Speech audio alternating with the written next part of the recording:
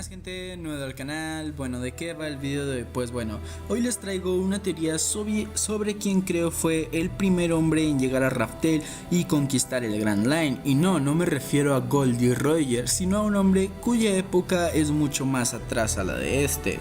Me refiero al explorador oriundo del North Blue, Mont Blanc Noland. Bueno, ¿en qué me baso para decir esto? Primero vayamos un poco al pasado, más específicamente a la ciudad del inicio y del fin, Loguetown. Allí nos encontramos con un flashback de Roger comentándole a un tabernero su plan de ir al Grand Line, y este le responde que era prácticamente un suicidio, ya que casi nadie salía vivo de allí. Y esto fue hace aproximadamente 25 o 30 años. Si nos vamos un poco al presente, algunos 2 años atrás en el mundo de One Piece, nos encontramos con Brook, quien nos comenta que el Grand Line, cuando él era apenas un pirata que se había adentrado, ya era muy peligroso. Esto fue hace 50 años. Como prueba de esto tenemos la muerte de los Nakamas de Brook, quienes murieron en el Florian Triangle sin siquiera haber llegado al Nuevo Mundo. Dicho esto, podemos afirmar que hace unos 50 años el Grand Line era un lugar muy peligroso, pero si nos vamos hace 500 años aproximadamente, podemos deducir que el Grand Line era un lugar literalmente desconocido, un infierno en la tierra, donde para sobrevivir si querías adentrarte en él tenías que tener un poder más que extraordinario. Y justamente hace aproximadamente 500 años se adentró en él un hombre que probablemente lo conquistó, Mont Blanc Noland. ¿Y por qué digo esto? Pues simple, Noland cumple con la mayoría de requisitos para poder conquistar el Grand Line y muy probablemente haber conocido el siglo vacío. Como dije al principio, para adentrarse en el Grand Line probablemente se necesitará un poder increíble hace 500 años, y Noland era poderoso. Prueba de esto se nos deja ver en Skypiea, en un flashback donde Noland corta a la serpiente gigante de Jaya con su espada.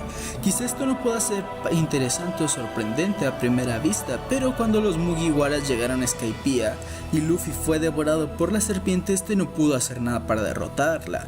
Y no solo él, Zoro también intentó cortar la serpiente sin éxito, sin haberle hecho un solo rasguño.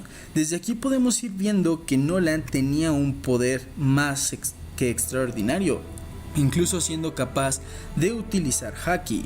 Otra prueba de su poder es que logró llegar al Nuevo Mundo y haber ayudado a los Tontatas a liberarse de su esclavitud.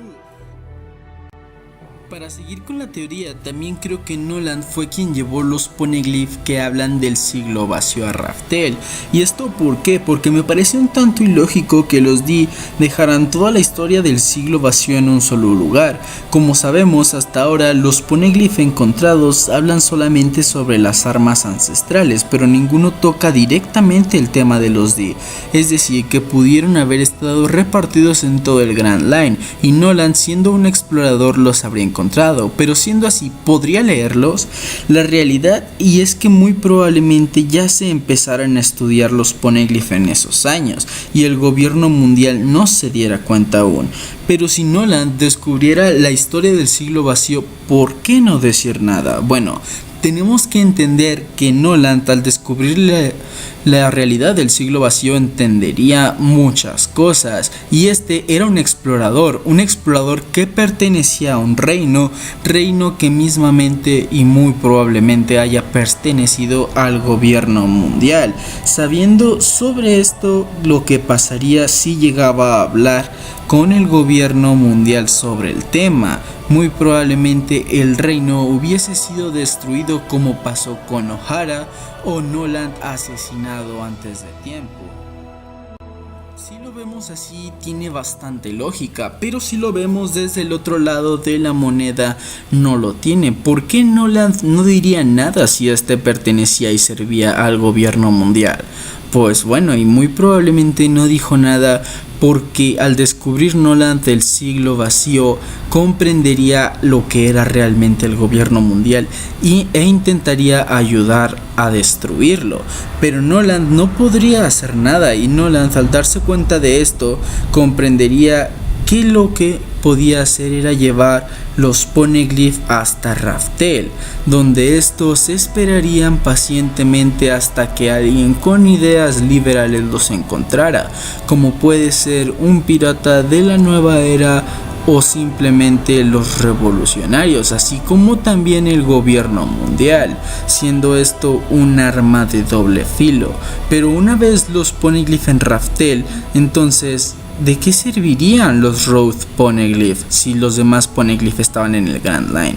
Pues bueno, yo creo que los Road Poneglyph fueron hechos para mantener a Raftel escondido, donde estaría el último Poneglyph que completase el siglo vacío, siendo este de vital importancia, y Nolan llevando en sus múltiples viajes a los Poneglyph y después repartiendo estos 4 Poneglyph, hasta que finalmente Nolan muriera asesinado por su propio gobierno al creerlo mentiroso, como ya vimos en Jaya.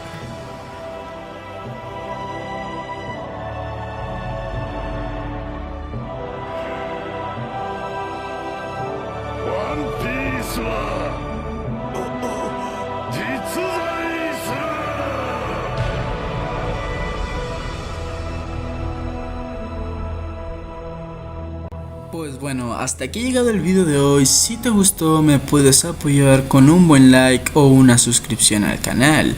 Esto ha sido todo y adiós.